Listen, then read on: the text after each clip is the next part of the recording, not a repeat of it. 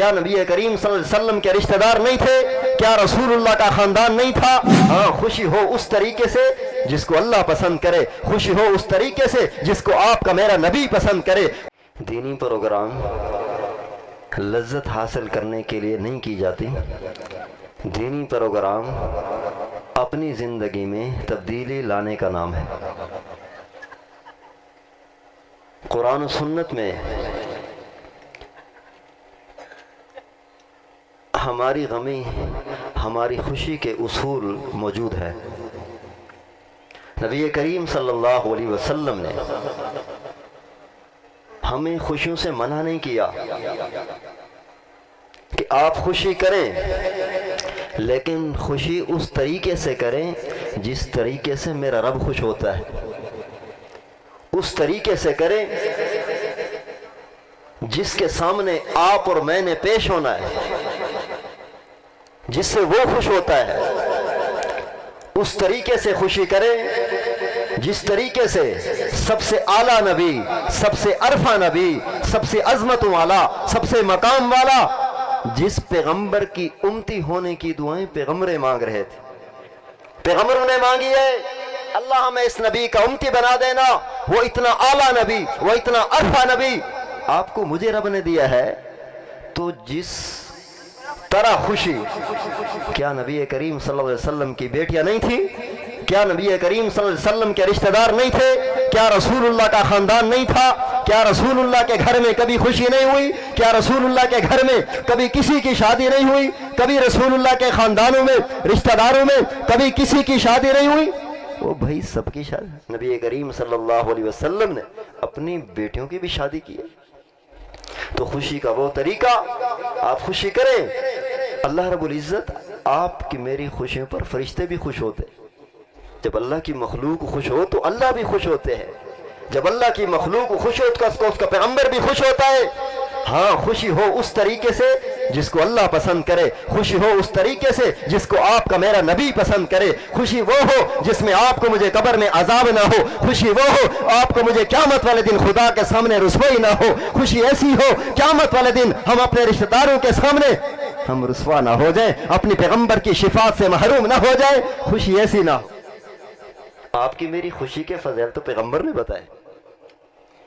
میں نے آپ صلی اللہ علیہ وسلم کا فرمان پڑھا ہے کہ ہماری خوشیوں سے اللہ بھی خوش ہوتے ہیں، ہماری خوشیوں سے اللہ کا پیغمبر بھی خوش ہوتا ہے۔ اللہ کے نبی نے فرمایا، ابو داؤد میں حدیث پاک موجود ہے، من زوج للہ، میں اہم باتیں عرض کروں گا۔ نبی کریم صلی اللہ علیہ وسلم ارشاد فرماتے ہیں، ابو داؤد میں حدیث پاک موجود ہے، من زوج للہ، جس نے شادی کی ہے، جس نے نکاح کیا ہے، من زوج للہ، اللہ کی رضا کے لیے، اللہ کو خوش کرنے کے لیے، اللہ کو خوش کرنے کے لیے، اللہ کی رضا کے لیے۔ یہ اللہ کی رضا کا مطلب کیا ہے؟ میں اس لیے شادی کر رہا ہوں کہ میں زنا سے بچ جاؤں، میں اس لیے شادی کر رہا ہوں کہ میں گناہ سے بچ جاؤں، میں لواطت سے بچ جاؤں، میں گناہ سے محفوظ ہو جاؤں، میرا دل گناہ سے بچ جائے، میری آنکھ گناہ سے بچ جائے، میرا وجود اللہ کی زمین پر نافرمانی سے بچ جائے، میں اسی نیت سے شادی کر رہا ہوں۔ من زوج للہ، جو اللہ کو خوش کرنے کے لیے کرتا ہے۔ آگے اللہ کیا کریں گے جو اس نیت سے شادی کرتا ہے؟ اللہ کے نبی نے فرمایا، توجہ اللہ تاج الکرامہ، اللہ قیامت والے دن ان شادی کرنے والوں کو اپنی عزت اور عظمت اور کا تاج پہنائے گا۔ اللہ تاج پہنائے گا عظمت والا۔ شادی کس نیت سے کرنی چاہیے؟ کیا نیت ہونی چاہیے؟ حدیث پاک موجود ہے، یا معاشر الشباب، اللہ کے نبی نے فرمایا، او نوجوانوں کی جماعت اور مجھ پر ایمان رکھنے والے نوجوانوں، مجھ کو اپنا نبی تسلیم کرنے والوں، مجھ سے محبت کرنے والوں، مجھ سے عشق کرنے والوں، اللہ کے قرآن پر ایمان رکھنے والوں، یا معاشر الشباب، اللہ نے نوجوانوں کو مخاطب کیا، اللہ نے مسلمانوں کو مخاطب کیا، اللہ رب العزت کے پیغمبر نے ایمان والوں کو مخاطب کیا۔ اللہ کے نبی نے فرمایا، یا معاشر الشباب، او نوجوانوں کی جماعت، تم نکاح کرو، تم شادی کرو۔ اللہ کے رسول کس نیت سے کریں؟ اللہ کے نبی نے فرمایا، تم اس نیت سے نکاح کرو اور شادی کرو کہ میری نگاہ نافرمانی سے بچ جائے اور میری شرمگاہ نافرمانی سے بچ جائے۔ اور اللہ کے رسول نے بتایا، یہ شادی اور نکاح یہ آنکھ کی حفاظت کا سبب ہے، اور یہ شادی اور نکاح یہ شرمگاہ کی حفاظت کا سبب ہے۔ تو انسان کو نکاح اس لیے کرنا چاہیے۔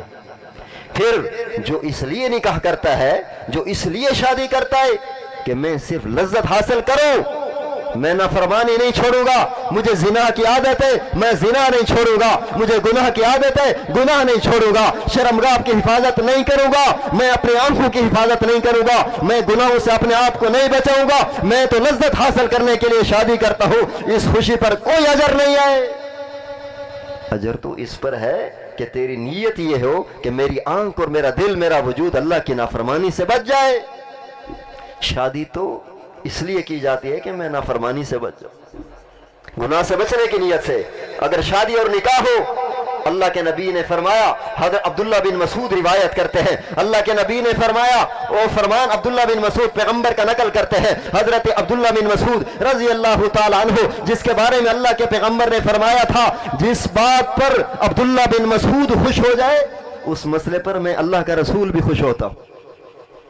عبداللہ بن مسعود فرماتے ہیں جو اس نیت سے شادی کرے، جو اس نیت سے نکاح کرے، عبداللہ بن مسعود فرماتے ہیں اللہ اس طرح نکاح کرنے والوں کو اللہ مالدار کر دیتے ہیں، اللہ اس کو رزق کی وسعت دے دیتے ہیں، اس کے مال میں اللہ برکت ڈال دیتے ہیں۔ جو اپنے آنکھوں کی حفاظت کے ذریعے سے اپنی آنکھوں کو، اپنے وجود کو، اپنی شرمگاہ کو گناہوں سے بچنے کی نیت سے نکاح کرتا ہے، شادی کرتا ہے، اللہ اس کے رزق میں وسعت دیتے ہیں۔